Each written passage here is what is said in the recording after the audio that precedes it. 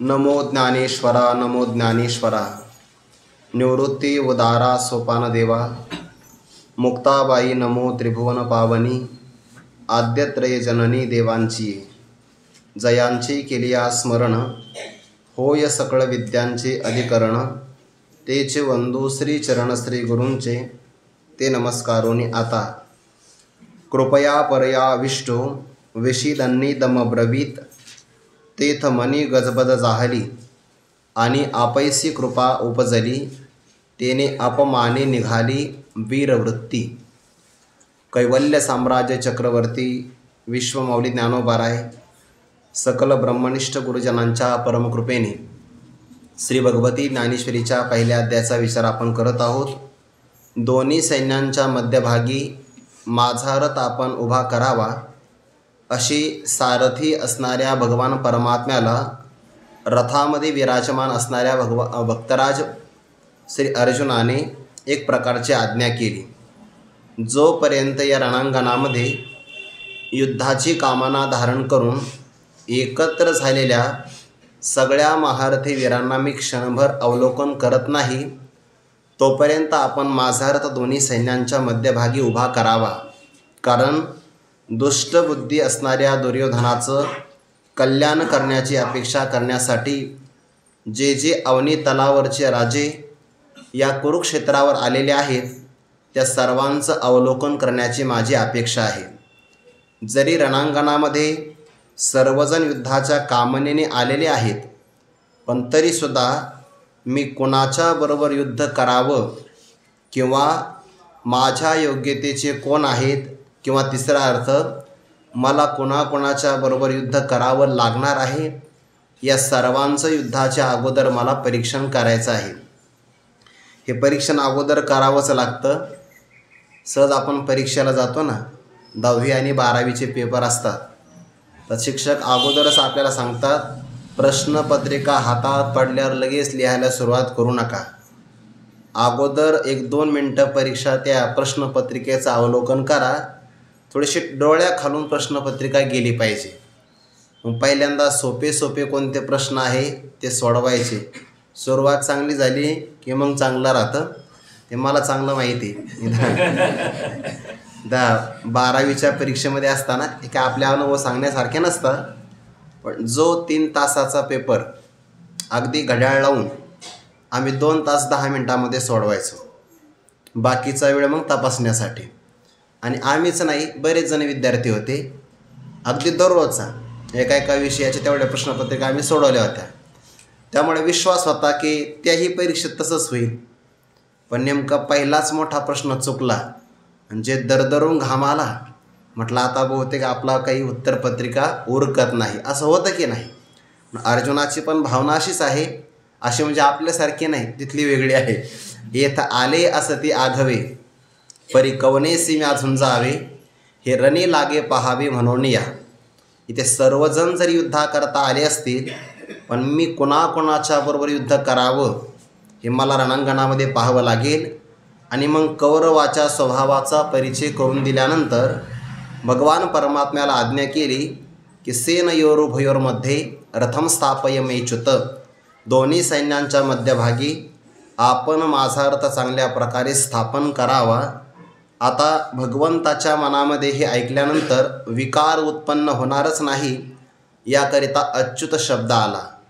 किंवा कौरव पक्षातला कोणताही महारथी भगवान परमात्म्याला रथापासून च्युत करणार नाही याकरिताही अच्युत शब्द आला। किंवा हा परमात्मा माझंसुद्धा कोणत्याही प्रकारे पतन होऊ देणार नाही या तिसऱ्या अर्थाने हा अच्युत शब्द आलेला आहे। आणि भगवान परमात्मा भक्ताचा किती आज्ञाधारक आहे। ज्ञानोबराय सूचित करतात ऐका अर्जुन इतुके बोलिला तव श्रीकृष्णे रथ पेलिला दोन्ही सैन्या माझी केला उभा तेने। हा भक्तराज अर्जुनाच्या आज्ञाचा शब्द ऐकल्याबरोबर भगवंताने कोणत्याही प्रकारचं प्रत्युत्तर न देता फक्त आपण प्रमाण त्याच्या बोला देवो भक्ताचा अंकेला शब्दाचं उल्लंघन भक्ताच्या करायचं नाही म्हणून लगेचच्या लगेच भगवंताने रथ स्थापन केला। पण ते करत असताना भगवंताने चातुर्य दाखवलं। ज्यांच्या समोर गेल्यानंतर भक्तराज अर्जुनाला दुसऱ्या क्षणामध्ये युद्ध करण्याची इच्छा झाली असती, त्यांच्यासमोर भगवंतांनी रथ स्थापन केला नाही. भीष्म द्रोण प्रमुखत सर्वेक्षां च महीक्षितां उवाच पार्थ पश्येतां समवेतान् कुरुनिती. भीष्माचार्य, द्रोणाचार्य, कृपाचार्य जे अत्यंत जवळचे होते, ज्यांनी अर्जुनावर अनंत प्रकारचे उपकार केले होते, त्यांच्यासमोर भगवंतांनी मुद्दाम रथ स्थापन केला. वास्तविक पहिल्याच या ओळीमध्ये अर्थ आला होता जववी नावेक. नावेक म्हणजे किती? क्षणभर. पण ज्ञानोबा म्हणतात क्षणभर नाही, 76व्या ओळीमध्ये ते तस्थिर करून या रथ. अल्प काळामध्ये जर उभा केला असता तर अंतःकरणामध्ये प्रेम भावना निर्माण झालीच नसती, सहज आपण पुढं गेलो असतो. पण तसं नाही केलं. अर्जुनाची भावना होती जव मी नावेक हे सकळ वीर सैनिक न्याहाळीन अशेक झुंज तेजे. मला फक्त क्षणभर पाहायचा यांना. भगवंतानी क्षणभर नाही, मुद्दाम तिथंच रथ स्थापन केला. ते तस्थिर करून या रथ. आणि मग अर्जुन असे पाहत तो दळभार समस्त संभ्रमेशी. भगवान म्हणतात कौरवांना पहा, आणि अर्जुनजी देवाला म्हणतात देवा देख देख हे गोत्र गुरु अशेख. हे सगळे आमचे नातेवाईक आहे, गुरुजन आहे. देवाची भावना होती या समोरच्या व्यक्तिमत्वावर याची कौरवाची बुद्धी व्हावी, पण भावना ती नाही झाली. आणि एकदा जर नातेसंबंध बदलला तर अंतःकरणातल्या भावना वृत्ती बदलतात. वृत्ती बदलली तर कृतीमध्ये बदल ठरलेलाच असतो. बघा, ज्याला कृतीत बदल करायचा असेल त्याने पहिल्यांदा वृत्तीत बदल केला पाहिजे. अर्जुनाची वीरवृत्ती आहे, पुढं शब्द येणारच आहे. आणि मग वीरवृत्ती जर असती तर युद्धाची कृती सहज घडली असती. पण आता वृत्तीत बदल झाल्यामुळे युद्ध नाही, रडायला प्रारंभ होणार आहे पुढे. म्हणून तो म्हणतो आहे गोत्र गुरु अशेख. हे सगळे आमचे नातेवाईकच आहे. त्या सगळ्या नातेवाईकांचा उल्लेख काल आपण केला. आणि ऐसे गोत्रची तोही दळी उदित झाले असे कळी. हे अर्जुने ती वेळी अवलोकिले. या दोनही पक्षामध्ये संपूर्ण नातेवाईकच युद्धाकरता सन्मुख झाले आहे. हे अर्जुनाने त्या वेळामध्ये अवलोकन केलं. परिणाम काय झाला? ज्ञानोबा पुढच्या 85 क्रमांकाच्या ओळीपासून सांगतात कृपया परया विष्टो विषिदन्निदमब्रवीत. कृपया परया आविष्टः विषिदन इदम अब्रवीत. या श्लोकाचे 2 पद्धतीने अर्थ केलेले आहे. पहिला अर्थ केला स कौंतेयः. मागच्या श्लोकातलं पद घ्यायचं आहे. सर्वान अवस्थितान बंधून समीक्ष स कौंतेयः.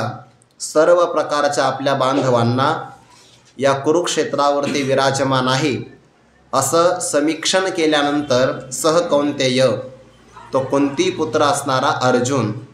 आता पार्थही शब्द वापरला आणि कौंतेय शब्द पण वापरला. याचा अर्थ काय? पार्थ म्हणजे पृथापुत्र आणि कौंतेय म्हणजे कुंतीचा पुत्र. या श्लोकामध्ये हे संबोधन का वापरले? कारण रडण्याचा स्वभावतः स्त्रींच्या ठिकाणी असतो. आणि अर्जुन आता या नातेवाईकांना पाहिल्यानंतर त्या स्त्री स्वभावाला प्राप्त होणार आहे, नक्की पुरुषाच्या वीरवृत्तीला. आणि ते दाखवण्याकरिता किंवा सूचित करण्यासाठी स कौंतेयः, तो कुंतीपुत्र अर्जुन कृपया परया आविष्ट, अत्यंत परमकृपेला प्राप्त झाला. म्हणजे त्याच्या अंतःकरणामध्ये दयावृत्ती आपोआप निर्माण झाली. मग सगळ्या नातेवाईकांना पाहून विषिदन, खेद करत, अत्यंत कष्टी होऊन इदम वचनम अब्रवीत किंवा इदम वाक्यम अब्रवीत. पुढे येणारं जे वाक्य आहे 2.5 श्लोकामध्ये, म्हणजे 28व्या श्लोकाचा पूर्वार्ध, 29 आणि 30 असे पूर्ण असणारे 2 श्लोक. याच्यामध्ये भक्तराज अर्जुन पुढे आपली भावना व्यक्त करणार आहे. इथे मात्र अर्ध्या श्लोकाचा विचार करायचा. कुंठी प्रतीमध्ये असंच दिलेला आहे. उर्वरित श्लोकाचा विचार आपण पुढे करू. ज्ञानोबा यावर भाष्य करतात. तेथ मनी गजबज जाहली आणि आपैसी कृपा उपजली, तेने अपमाने निघाली वीरवृत्ती. तेथ कोणत्या प्रसंगाला? समोर आणि आपल्या पक्षामध्ये सर्वच नातेवाईकच जमा झालेले आहे. हे अर्जुनाने पाहिल्याबरोबर त्या अर्जुनाच्या मनामध्ये गडबड झाली, अर्थात गोंधळ झाला. युद्धाकरता फक्त रथ स्थिर लागत नाही, त्यामध्ये सारथी आणि रथी दोन्ही पण स्थिर असावे लागतात. जोपर्यंत हा रथ दोन्ही सैन्यांच्या मध्यभागी आला नव्हता तेव्हा असणारी अर्जुनाची वृत्ती वेगळी आहे, आणि आता प्रत्यक्ष नातेवाईकांना पाहिल्यानंतर वृत्तीत बदल झालेला आहे. किंवा रथ दोन सैन्यांच्या मध्यभागी येण्याच्या अगोदर सगळ्या लोकांच्या विषयी अर्जुनाची जी भावना होती ती भावना आता बदलली आहे. काय काय भावनेमध्ये बदल झाला? दोन्ही सैन्यांच्या मध्यभागी येण्याच्या अगोदर अर्जुनाचा भाव असा होता, बहुत करुणी कौरव, हे आतुर दुस्वभाव, हे दुष्ट आहेत, ओतावळे स्वभावचे आहे. अगोदर व्यक्तिमत्वाविषयी हा भाव होता. तो भाव कसा बदलला? मग देवा म्हणे देख देख, हे गोत्र गुरु आशेख, असा भाव बदलला. पहिल्यांदा ही गडबड झाली. दुसरी गडबड कोणती झाली? ते देखील या अर्जुने संतोष घेऊन मने, मग संभ्रमे सेने दिठी घाली तसे. अगोदर तर आवेश होता युद्धाचा, आणि त्या आवेशाने समाधान प्राप्त होऊन त्याने सगळ्या योद्ध्यावर नजर टाकली होती. आता तो आवेश नाही राहिला, आता त्या मनामध्ये गडबड निर्माण झाली. परिणाम आवेश गेला निघून, आणि अंतःकरणामध्ये मोह निर्माण झाला किंवा ममत्वाची भावना निर्माण झाली. ते ज्ञानोबा इथं सांगतात. म्हणजे मन स्थिर होतं, आता मन अस्थिर झालं. व्यक्तिमत्वाविषयी भावना वेगळी होती, त्यांच्याविषयीचा भाव बदलला. अशी त्याच्या मनामध्ये गडबड झाली. आणि कोणतेही कार्य जर करायचं असेल तर मनुष्याचं अंतःकरण जेवढं स्थिर असेल तेवढं ते कार्य चांगलं होत असतं. ज्या व्यक्तीचं मन चंचल होतं त्याला कार्यावर लक्ष केंद्रित करता येत नाही. व्यवहारामध्ये सुद्धा असंच आहे आणि परमार्थामध्ये सुद्धा असंच आहे. पण दुर्दैव असं आहे, जेव्हा आपल्याला असं वाटतं आपलं मन खूप एकाग्र व्हावं तेव्हा ते फारच चंचल होतं. हा आपला अनुभव आहे. जेवढं आपण त्याला स्थिर करण्याचा प्रयत्न करू तेवढं ते उसळी घेतं. हे फक्त आपलं नाही, भक्तराज अर्जुनाने 6व्या अध्यायामध्ये देवाच्या समोर म्हटलं आहे, चंचलम हि मन कृष्ण प्रमाथी बलवदृढम तस्याहम निग्रहम मन्ये वायोरिव सुदुष्करम. मन चंचल आहे. एकतर मन चंचल आहे, हा त्याचा स्वभाव चांगला आहे की वाईट आहे? चांगला आहे. चंचल असणं चांगलं आहे? हो, खरंच चांगलं आहे. कल्पना करा, मन जर कायम एकाच विषयावर आसक्त किंवा एकाग्र राहिलं तर आपल्याला भोजनही करता येणार नाही. का बरं? आपल्या जीवनामध्ये एखादा दुःखाचा प्रसंग आला आणि तो कायमच आपल्या मनात राहिला तर आपल्याला वेळ लागेल. म्हणून दुःखाची तीव्रता कमी होण्यासाठी एका विषयावर जास्त काळ मन राहत नाही, ते चांगलंच आहे. म्हणून तर दुःखाची तीव्रता कमी कमी होत जाते की नाही. समजा आपला मोबाईल हरवला पहिल्या दिवशी, तर जेवढं दुःख होतं तेवढं दुसऱ्या दिवशी होत नाही. का? तेवढ्यात मन चंचल होऊन जातं. दुःखाचा आवेग विसरण्यासाठी मन चांगलं आहे या अर्थाने ते म्हटलं आहे बरं. नाहीतर एकाग्रच मन असावं लागतं. पण भक्तराज अर्जुनाचं मन, त्या मनामध्ये चांचल्य निर्माण झाला, आता गोंधळ झाला. तेथ मनी गजबज जाहली, ज्ञानोबा शब्द वापरतात. आणि आपैसी कृपा उपजली. आपैसी म्हणजे आपोआप. या श्लोकावरचे 2 पद्धतीने 2 महापुरुषांनी अर्थ लावलेले आहेत. पहिला अर्थ असा लावला होता की अर्जुनाच्या मनामध्ये आगंतुक दयेचा संचार झाला. आगंतुक म्हणजे जाणारी येणारी. आता क्षत्रियाच्या ठिकाणी जे स्वाभाविक गुणधर्म असतात त्यामध्ये शौर्यम, तेजो, धृतिर्दाक्षम युद्धे चाप्यपलायनम दानमीश्वर भावश्च क्षात्रम कर्म स्वभावजम. हे स्वाभाविक कर्म आहे क्षत्रियाचे. त्यामध्ये शौर्य म्हणजेच वीरवृत्ती ते स्वाभाविक आहे. क्षत्रियाला सोडून वीरवृत्ती कधीही राहत नाही. म्हणून ती त्याची जणू काही एकनिष्ठ असणारी अनन्य पतिव्रता माऊली वीरवृत्ती आहे. आणि कृपावृत्ती ही कधी प्रसंगाला येते, प्रसंगाला निघून जाते. म्हणून काही महापुरुषांनी त्या वीरवृत्तीला, आपलं कृपा नावाच्या वृत्तीला आगंतुक असं म्हटलं आहे आणि वीरवृत्तीला स्वाभाविक असं म्हटलं आहे. आता या उलट काहींचं म्हणणं असं आहे की अर्जुनची भक्त आहे आणि भक्ताच्या ठिकाणी अभयम सत्व संशुद्धीर हे जे काही 26 लक्षणं सांगितले त्यामध्ये दयाभूतेष्वलौलोक्त्वम मार्दवम भ्रीरचापलम, तिथं दया नावाची वृत्ती आली बघा. त्या दयेलाच कृपा असं म्हणतात. तर ती कृपा भक्त या लक्षणातून स्वाभाविक आहे.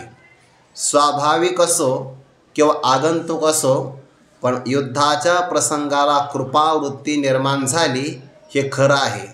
फक्त अडचण एवढीच आहे की युद्धाच्या प्रसंगाला दयावृत्ती कामाची नाही.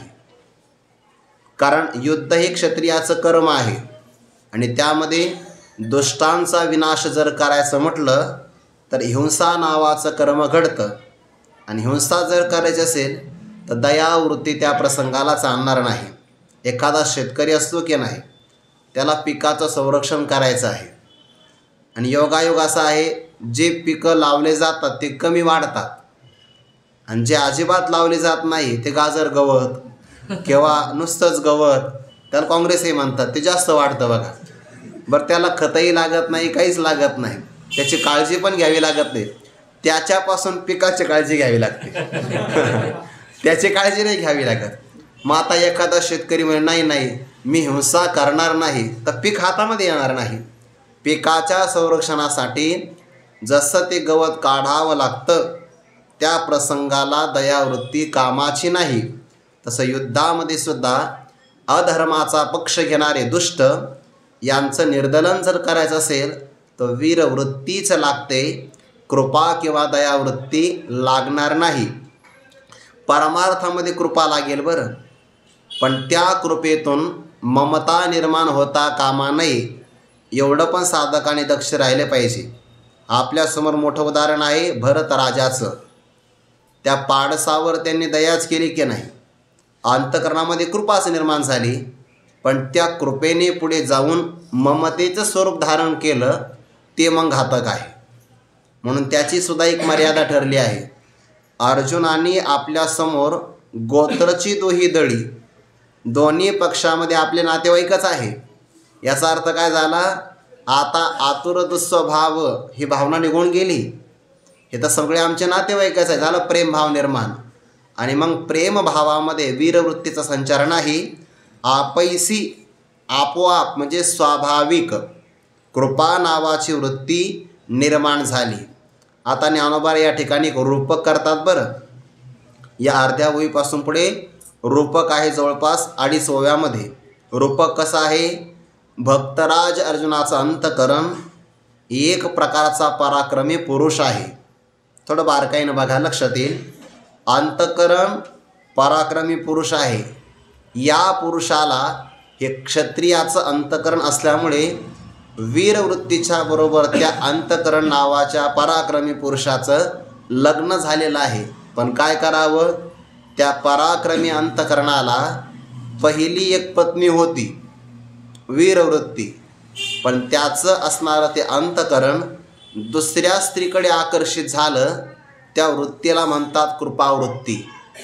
वास्तविक क्षत्रियाच्या अंतकरणाचं लग्न झालं म्हणजे लग्नाची पहिली बायको कोणती आहे, वीरवृत्ती. आणि त्या अंतकरणाने पहिली असताना पुन्हा दुसरी घरात आणली तर मग पहिलीला ते सहन होईल का, 34 मत्सर जागा होतो. ज्ञानोबा ते इथं पुढे सांगतात, तेने अपमाने निघाली वीरवृत्ती, तो अपमान वीरवृत्तीला सहन झाला नाही. ज्ञानोबा रूपक करतात बरं. हे वीरवृत्ती अगोदर अर्जुनाच्या अंतकरणातली पहिली स्त्री आहेच, रूपक केलेलं आहे. आणि मग पुन्हा पहिली असताना, ती पण जिवंत असताना, सर्व गुण संपन्न असताना जर हा पुरुष दुसऱ्या स्त्रीला जागा देत असेल तर तिला तो अपमान वाटतो.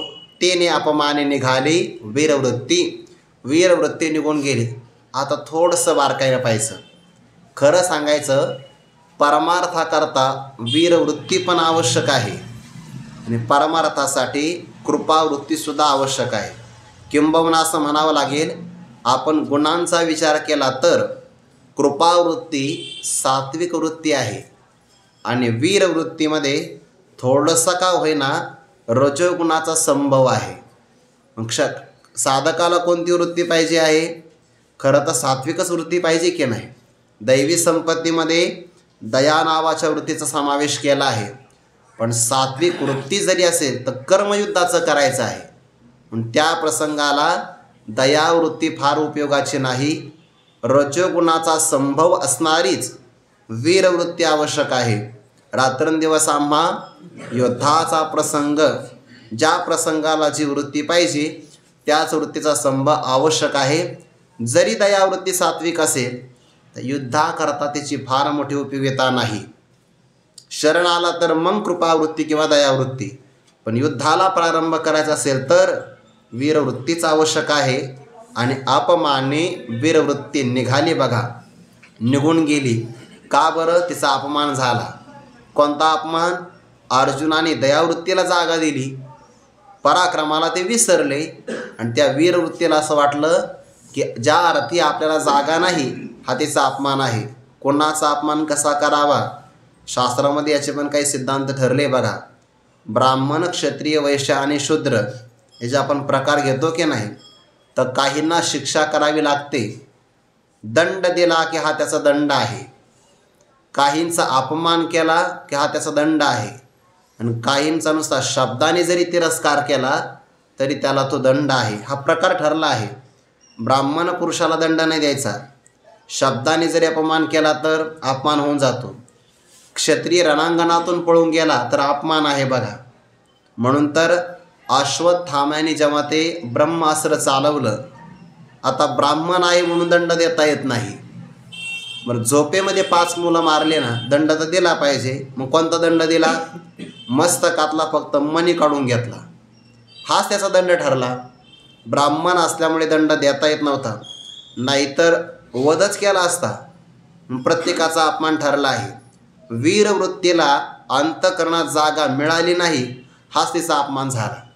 आणि त्या अपमानामुळे अर्जुनाच्या अंतःकरणातली वीरवृत्ती किंवा शौर्यवृत्ती अर्जुनाला सोडून निघाली. आता पुढे बघा बरं, ज्ञानोबा हे स्मरण ठेवतात. इथे पहिल्या अध्यायामध्ये वीरवृत्ती निघून गेली आहे. तिसऱ्या अध्यायामध्ये म्हणतात देई आलिंगन वीरवृत्ती समाधाने, अशी पुढे एक ओवी येते बघा तिसऱ्या अध्यायामध्ये. या वीरवृत्तीला समाधानाने स्वीकार कर, अशी पुढे एक ओवी येणार आहे. त्या प्रसंगात आठवण करून द्या. त्याने अपमाने निघाली वीरवृत्ती. कसा संबंध सांगतात बघा. का निघाली वीरवृत्ती? आता उत्तम कुळातली होती ना, त्याला अपमान कसं काय सहन होईल? जिया उत्तम कुळीची होती आणि गुणलावण्य आथी, तिया आणि किते न साहती सुतेजपणे, नवी आवडीचे निभरे कामुक निज वनिता विसरे, मग पाडे विन अनुसरे भ्रमला जैसा. या ओवीचा संबंध कुठे आहे? तैसे अर्जुना ते तजाहले, इथे संदर्भ आहे. किंवा ज्ञानोबाराय आणखीन एक उदाहरण देतात की तपोबळे रिद्धी पातलिया भ्रंशे बुद्धी, मग तया विरक्तता सिद्धी नाठवेती, तैसे अर्जुना ते तजाहले. सिद्धांत या ओवीत आहे बरं. 89 क्रमांकाच्या ओवीमध्ये सिद्धांत आहे. अर्जुनाचं कसं झालं म्हणे? अशा प्रकारचा भाव निर्माण झाला. अपमान झाल्यामुळे वीरवृत्ती अर्जुनाला सोडून निघाली. कशी निघाली? त्या वीरवृत्तीला ते सहन झालं नाही. ज्ञानोबा एकरिता स्पष्टीकरण सांगतात. जिया म्हणजे ज्या स्त्रिया कशा आहे त्यांचं वर्णन करतात. पहिलं लक्षण उत्तम कुळीची होती, ज्यांची वंश परंपरा उत्तम कुळातली आहे. उत्तम कुळातल्या स्त्रीचं एक लक्षण आहे 13व्या अध्यायामध्ये, ना तरी कुळवधू लपवी अवयवाते. कुलवान घरातली स्त्री परपुरुषाला आपल्या पायाचं नखसुद्धा दिसू देत नाही, याला शीलरक्षण असं म्हणतात. हे उत्तम कुळ आहे.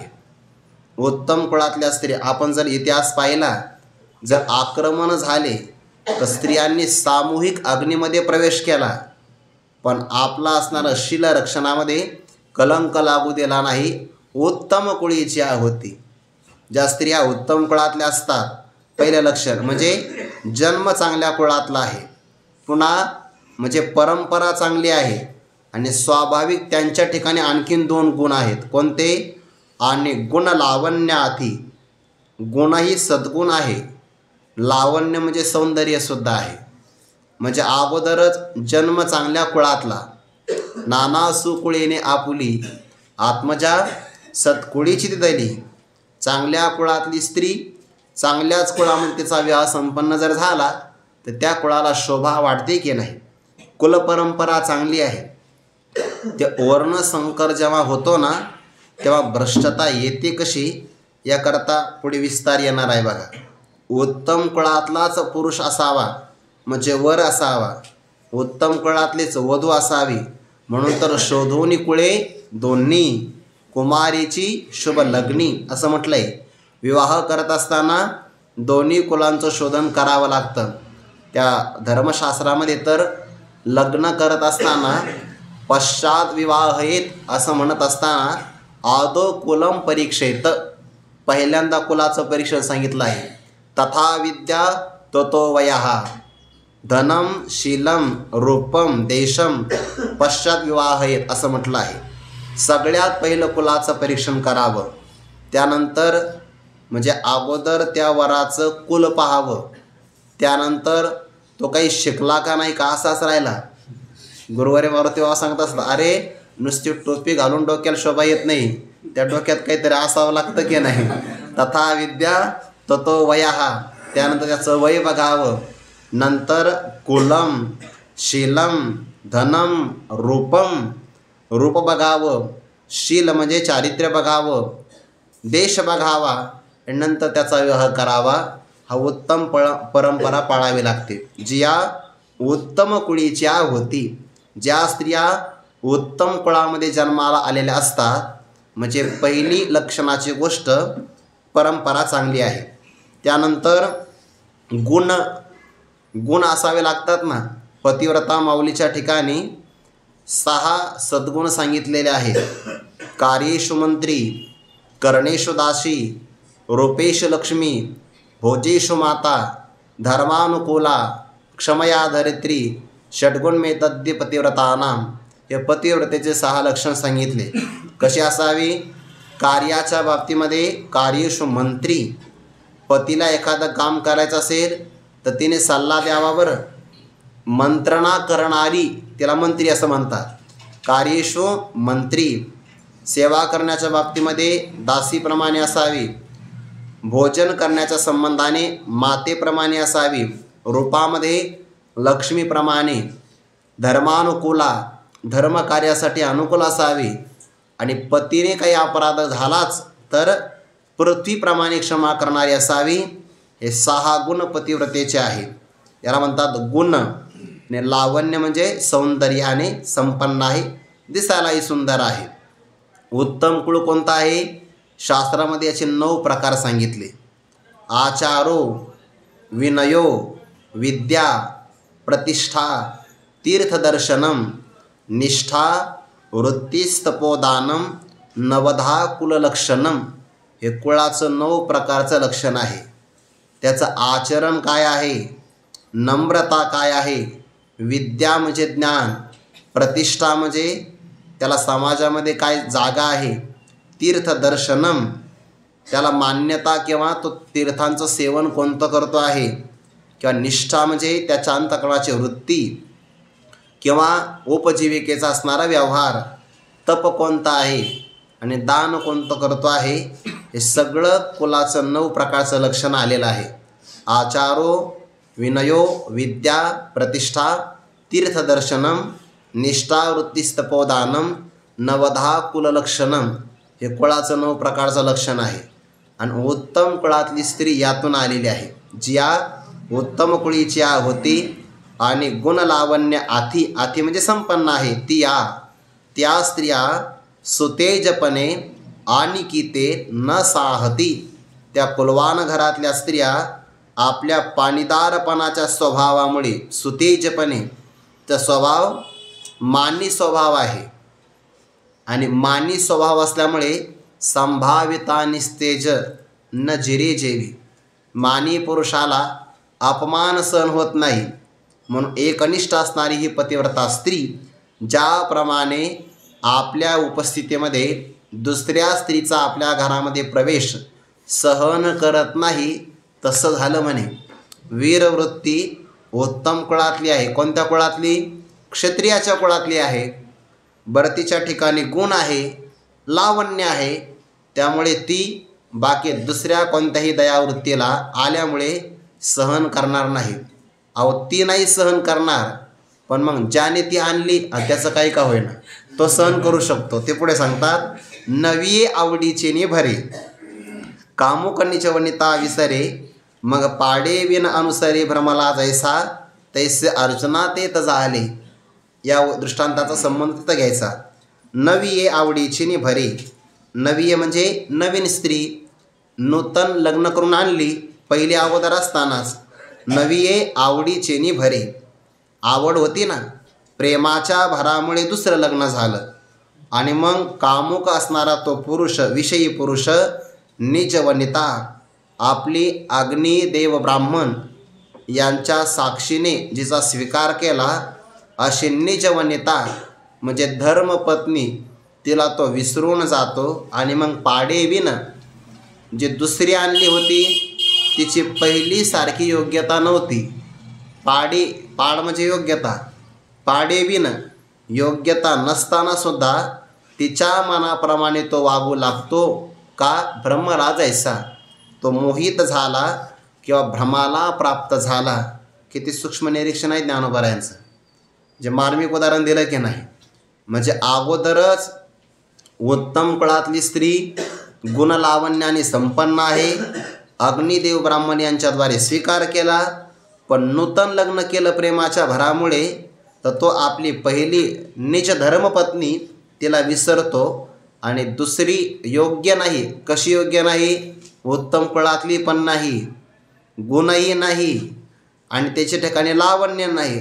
मग का बरं अनुसरे? आवडीचे नि भरे. त्याची आवड आहे ना. आता अगोदरच्या स्त्रीच्या ठिकाणी एवढे लक्षण आहे. नवीन आणली तिचं नाही वर्णन केलं ज्ञानोबरायांनी. जे नवीन आणले त्याच्यामध्ये उत्तम कुळ आहे का, गुण आहे का, लावण्य आहे ते सांगितलंच नाही. फक्त आवडीचे नि भरे. त्याची आवड आहे आणि आवड असेल तर मग गुण दिसतात बघा. आवड फक्त असं आहे. हे लहान मुलं असतात ना, कधी कधी इतके काळे कुट्ट असतात बघा, त्याला पाहिलं की दिवसभर पाणी प्या वाटत नाही आपल्याला, असं वाटतं कधी कधी. पण आवड आहे ना, त्याच्यावर कोणीतरी प्रेम करणारच आहे. आणि मग तरीसुद्धा त्याच्यात आपल्याला नाही गुण दिसले तर कोणाला तरी गुण दिसतातच. नवी आवडीचे नि भरे कामुक निजवनिता विसरे. तो असणारा विषयी पुरुष ज्याप्रमाणे आपल्या मूळच्या धर्मपत्नीला विसरतो आणि योग्यता नसतानाही दुसऱ्या पत्नीच्या मनाप्रमाणे वागू लागतो, हा झाला दृष्टांत. तैसे अर्जुना ते तर झाले. तसं अर्जुनाला झालं म्हणे. अर्जुन हा वीर पुरुष आहे. वीरवृत्ती ही त्याची पहिली स्त्री आहे. पण काय करावं? मनी गजबज झाली. या सगळ्या गोत्रांना पाहिलं तर मनात झाला गोंधळ आणि त्यामुळे आपोआप कृपा नावाची दुसरी वृत्ती जन्माला आली. आणि मग पहिली असताना दुसरी आली तर तिला अपमान वाटतो, त्यामुळे ती वीरवृत्ती निघून गेली. झालं पहिलं उदाहरण. या पहिल्या उदाहरणामध्ये वीरवृत्ती आणि कृपावृत्ती या दोन्हीमध्ये अर्जुनाचं काय झालं हे सांगितलं. आणखी ज्ञानोबा एक उदाहरण देतात की तपोबळे रिद्धी पातलिया भ्रंशे बुद्धी, मग तया विरक्तता सिद्धी नाठवेती. तैसे अर्जुना ते तजाहले, असते पुरुषत्व गेले, जे अंतकरण दिदले कारुण्यासी. की दुसरं उदाहरण आहे तपोबळे रिद्धी पातलिया. पातलिया म्हणजे प्राप्त झाली असता, रिद्धी म्हणजे संपत्ती.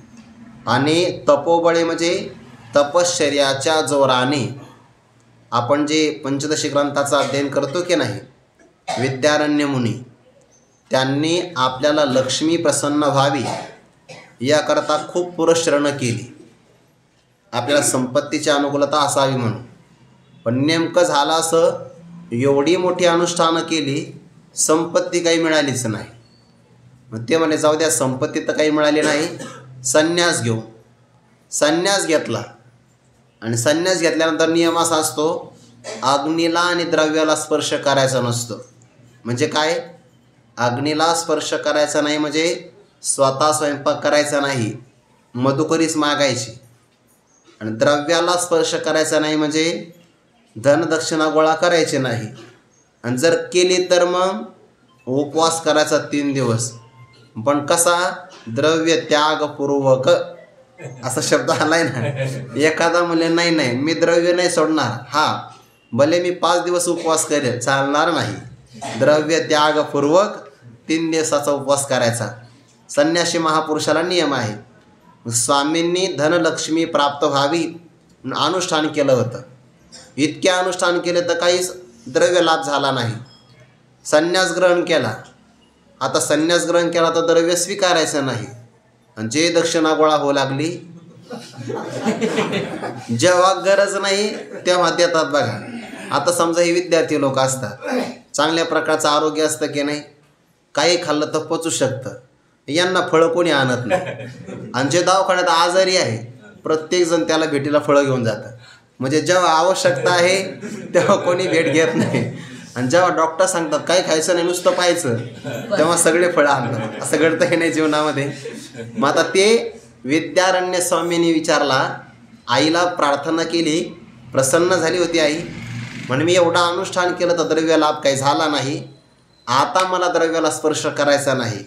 आणि आता द्रव्याचा ओघ सुरू झाला, काय मग माझं अनुष्ठान वाया गेलं का? म्हणे नाही, आपण केलेलं अनुष्ठान वाया नाही गेलं. थोडंसं पाठीमागे वळून बघा बरं. वळून पाहिलं तर पर्वताला आग लागलेली होती. म्हणजे काय आहे, हे पापाची पर्वत आहे.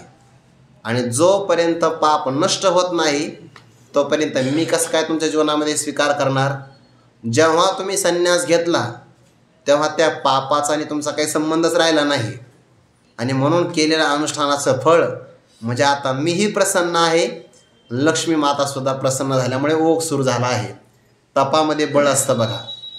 तपातले प्रकार आहे कायिक तप, वाचिक तप आणि मानसिक तप. मानसिक तप सूक्ष्म आहे, त्यापेक्षा वाचिक तप थोडंसं स्थूल आहे. आणि शारीरिक तप त्याहीपेक्षा सगळ्यात स्थूल आहे. या 3 तपाचा विचार पुढे 17व्या अध्यायामध्ये विस्ताराने आलेला आहे बघा.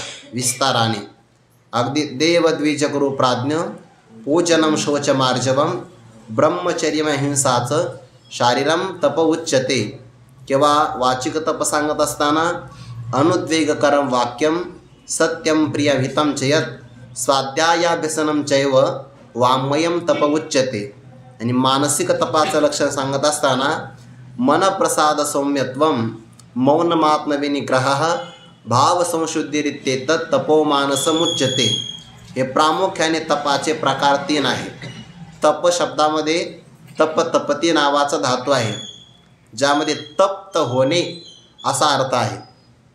सोन्याचा अलंकार तयार केला तर शुद्ध सोन्याचा अलंकार तयार होत नाही, त्यामध्ये थोडासा हिनकस भाग टाकावा लागतो. पण जास्तही टाकू नये. जास्त भाग टाकला हिनकस तर सोन्याचं अवमूल्यन होतं, त्याची किंमत राहत नाही. थोडासा भाग टाकला, पुन्हा सोनं विक्रीला नेलं आपण तर अग्नीमध्ये तापवलं जातं बघा. अग्निमुखे की डाळ तोडून या चोखाळ निवडी ती केवळ बुद्धिमंत. जाणते पुरुष अग्नीमध्ये सोनं टाकतात, हिनकस भागाला तोडतात आणि शुद्ध सोनं संपादन करतात. शुद्ध झालं सोनं कशामुळे? अग्नीमध्ये तापल्यामुळे. तसं शरीर, वाणी आणि मन यांची शुद्धी करायची असेल तर तप करावं लागतं.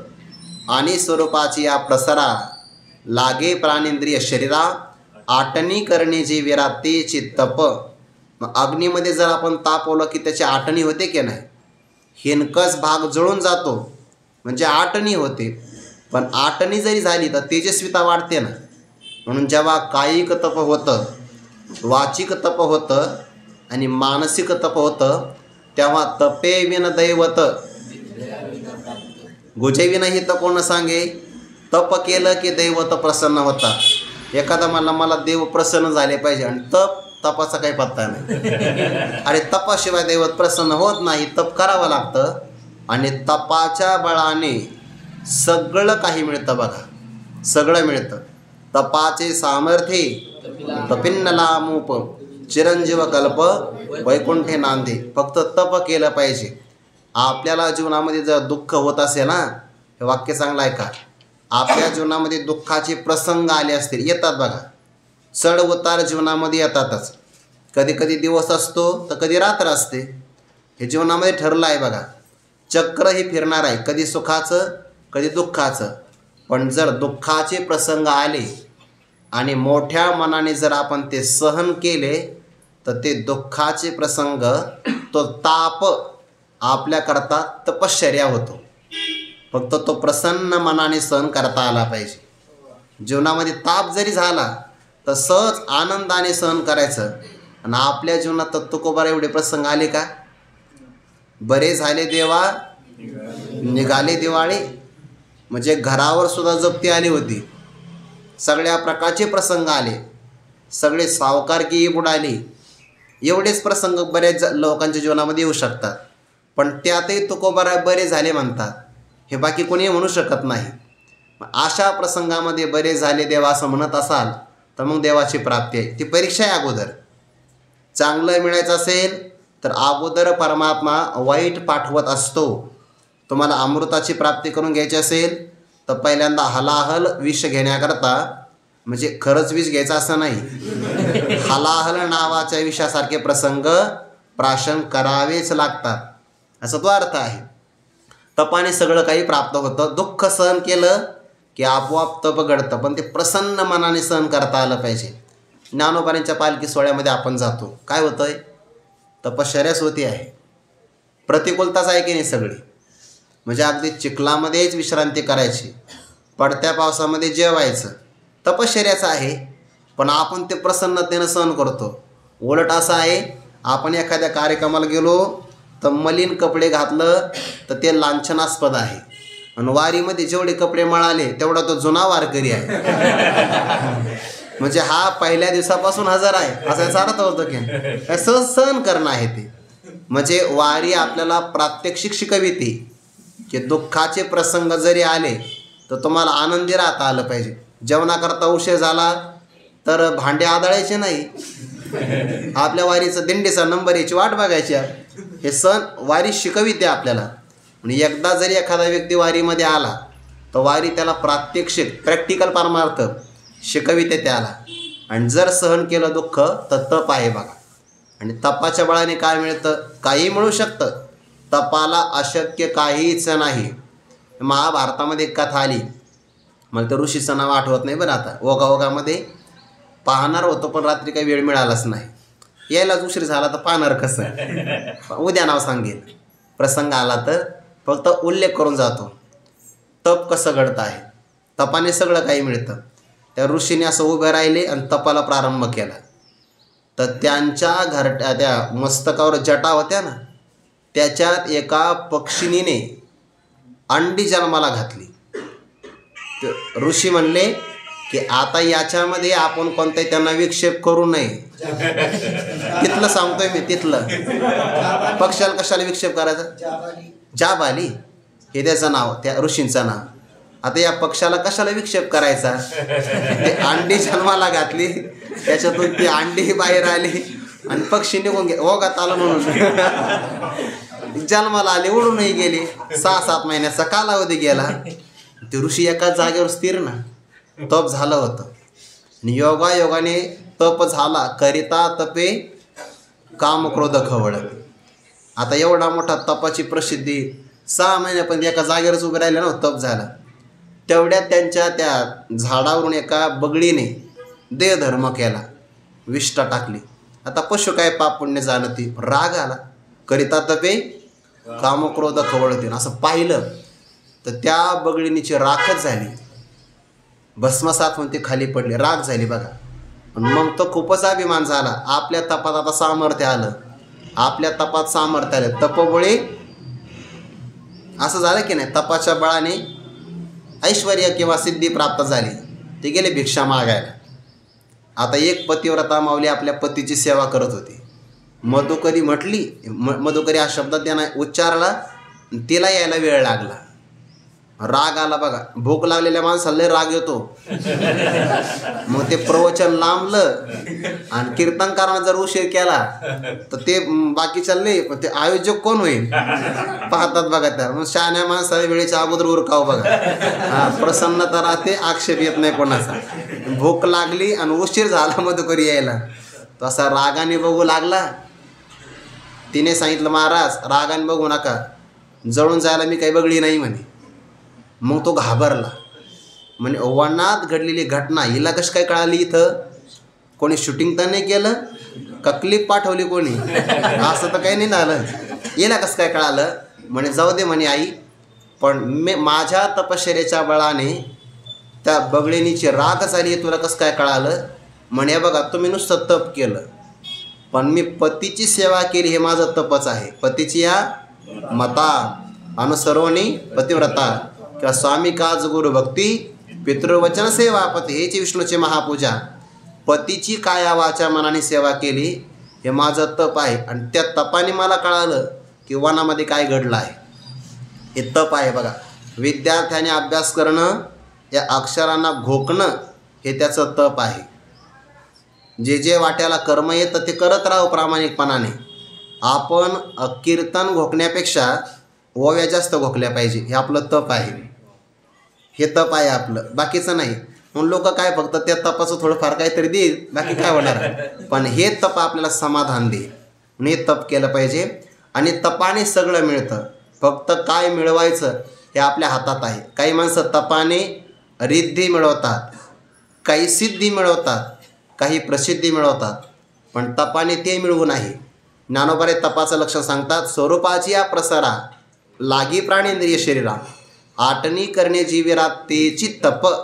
स्वरूपाच्या प्राप्ती करता जी आटणी, म्हणजे उद्देश सांगितला बरं तपाचा.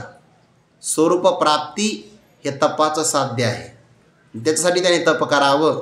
पण काही माणसं अवांतर प्रयोजनाच्या पाठीमागं लागतात. मिळतंही त्याला, पण काय होतं, मिळालं की पहिला परिणाम बुद्धीवर होतो.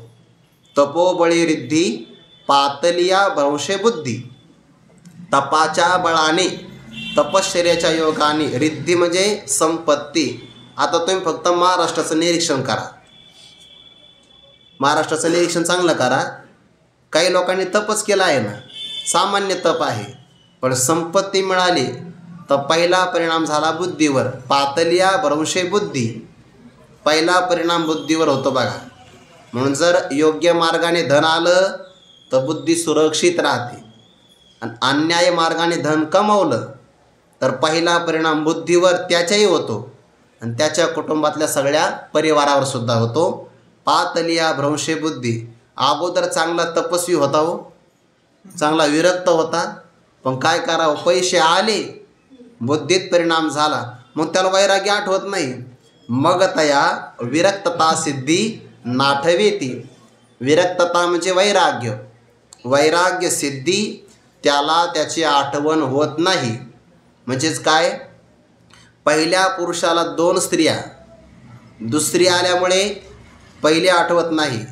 आणि तपस्वी पुरुषाला पहिले वैराग्य सिद्धी होती, नंतर रिद्धी आली, रिद्धी आल्यामुळे सिद्धी विसरला ना वैराग्याची. तैसे अर्जुनात येत झाले. अर्जुनाला पण तसंच झालं म्हणे. ज्ञानोबा म्हणतात, असती पुरुषत्व गेले. असती म्हणजे असलेला, पुरुषत्व म्हणजे पराक्रम. काय पराक्रम आहे, जेने संग्राम हर जिंकेला, निवात कवचांचा ठाय फेडीला. अगोदर विराटाच्या दरबारामध्ये पराक्रम गाजवला, पण तो पराक्रम किंवा पुरुषत्व निघून गेलं का.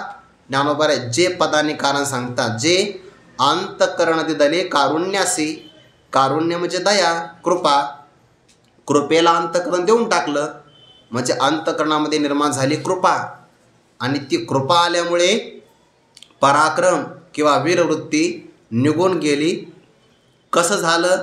वरच्या 2 दृष्टांताप्रमाणे झालं. आणि मग परिणाम, आता एकदा अंतकरण कृपेच्या ताब्यात गेलं की ते कृपा जशा प्रकारे नाचविल तशा प्रकारे अंतकरणाच्या सगळ्या वृत्ती किंवा कृती तयार होत असतात.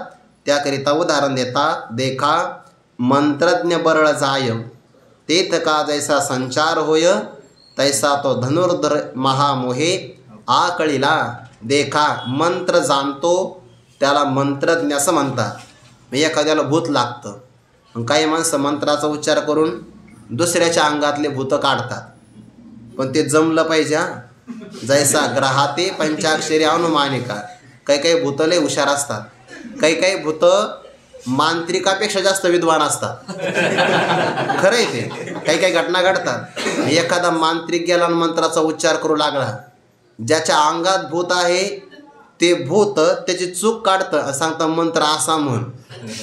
म्हणजे मांत्रिकाने समजून घ्यावं आपल्यापेक्षा याचीच PhD जास्त आहे, हा काही आपल्या हातून उतरणार नाही. किंवा कधी मंत्र जाणणारा व्यक्ती बरळला, त्याच्या मंत्रामध्ये प्रमाद झाला तर भूत नाही उतरत, उलट भूत त्याला देतं सोडून आणि याच्याच अंगात घुसतं. देखा मंत्रज्ञ बरळ जाय, तेथ का जैसा संचार होय. त्याचा संचार होतो आणि मग ते भूत त्या व्यक्तीला ज्याप्रमाणे आपल्या म्हणण्याप्रमाणे नाचवितं, तैसा तो धनुर्धर महान मोहाने आकळला गेला. मनोनी परिणाम असता धीर गेला, असलेलं धैर्य निघून गेलं. हृदयात राव आला, हृदय पाजर झालं, हृदयाचा पाजर फुटला. जैसा चंद्र करी सिंपिला सोमकांत, ज्याप्रमाणे चंद्राच्या किरणाचा स्पर्श झाला की सोमकांत मनी पाजरतो, तसं अर्जुनाला झालं.